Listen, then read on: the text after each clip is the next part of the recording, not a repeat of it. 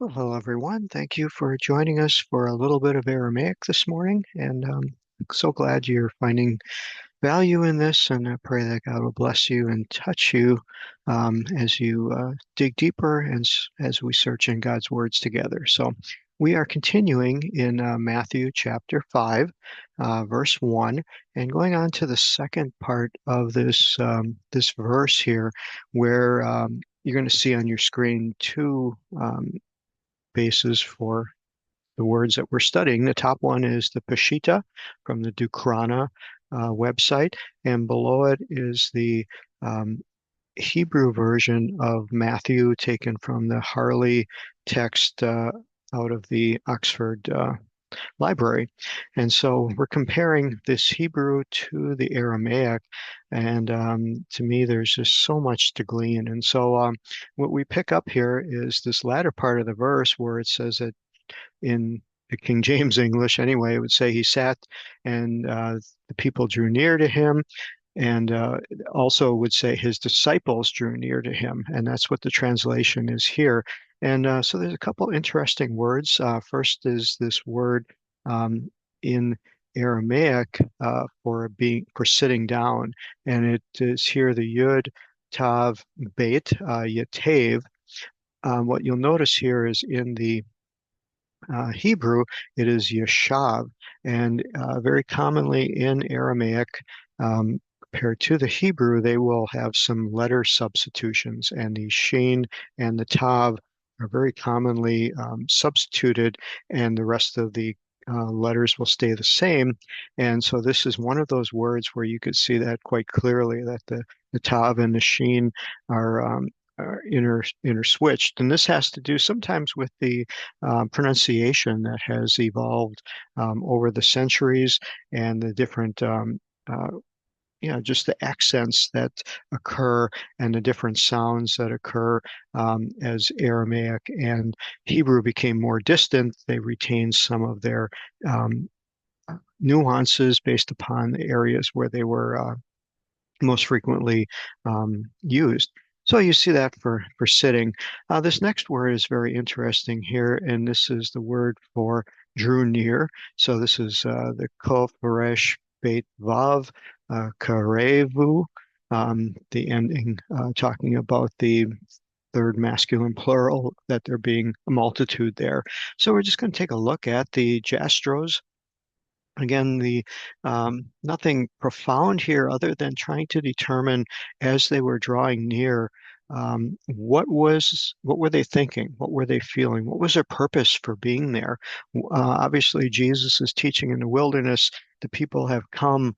Something drew them there. And so it wasn't just, I don't believe there were billboards and mass media, and this was word of mouth. This was something drew these multitudes out to a wilderness with no amenities there, no food, no water, no bathroom, um, out in the hot sun, no shade, but yet it drew them in such a way that they were willing to come, we'll say, inconvenience themselves, and something drew them. And so this word, trying to unpack, and there are many meanings that may speak to you differently, and being offered, coming near to join.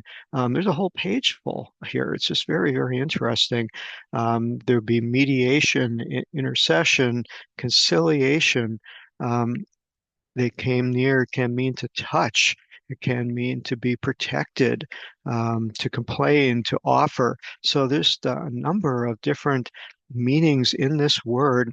And again, it's a different word than from the Hebrew, but the underlying understanding is very similar. So then it says that they came near, this word to him, the love, um, excuse me, the Lamed, Vav, Tate, and Hey is very similar to what you see in the Hebrew with the Aleph, um, Lamed, Yod, Vav.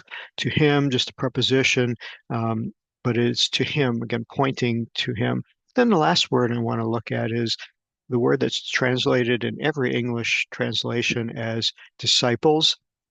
And you'll see it's the last word here. And if you look at the letters, you'll see it's almost identical to the Hebrew, the Tav, the Lamed, the Mem, the Yod, Dalet, Yod, Vav, and then there's an extra Hey and Yod thrown in on the Aramaic that doesn't appear in this copy of the Hebrew, but it's translated everywhere as disciples. And I started to think about this, and a lot of remezes going off for me, because all of his disciples were not even chosen yet. We glean from the previous chapters of Matthew that I think only three or four had been called. And this is a Sermon on the Mount. It's not really to his disciples, it's more to the multitudes.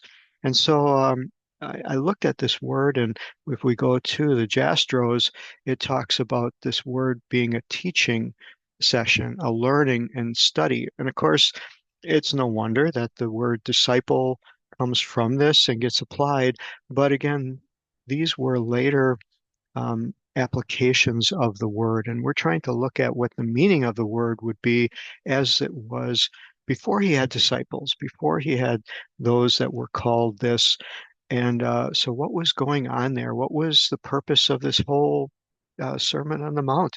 And it was to teach. And so, as we unpack this, we notice that some of these words, as we look for the root, we can look at the tav on the beginning and look at this as potentially a sign of the imperfect, of something that's about to happen, which is very true. He hadn't taught yet. They hadn't learned anything yet. This is something that's going to happen. And so if I look at the word lamed, it is to teach. And so I there's also a derivative here on what is being taught, that there's truth, verbal communication. Remember, most people were not literate, and so everything had to be done in a personal, verbal setting. And so this whole type of teaching here is really based upon truth. And this is where the word Talmud comes from, the teaching that the Jews are so famous for. And so I liked and really felt that this relayed better by saying that he came to teach them truth. And so let's just unpack a little bit about the setting here. First, we realize that Jesus sat down, very different to our culture today, where a teacher would stand up and everyone else sits down. And this, again, is a Middle Eastern culture. The teacher would sit, and that he'd be at the same level as his students. He wouldn't be setting himself up above them, which is quite different than what we have in our modern day type of teaching settings. I also felt there was a reference here of in the Bible, in previous scriptures in Isaiah 54, about who is teaching. And it says here in Isaiah 54:13 that all your children should be taught by Yud-He Vav-He, Yahweh, if you prefer, Jehovah, as others prefer. And so again, I felt there was a connection there. And then we look at some of the writings of Pirkei Avot, which is the teachings of the Jewish fathers here, that they use similar words for teaching. And so then we have some additional thought by one of our listeners. Laura comes and talks about the idea pertains to those that are listening, and that the speech will come to them like rain, like dew in the morning, and that they'll absorb it. And this is uh, teaching going into the heart, and the idea of intensity.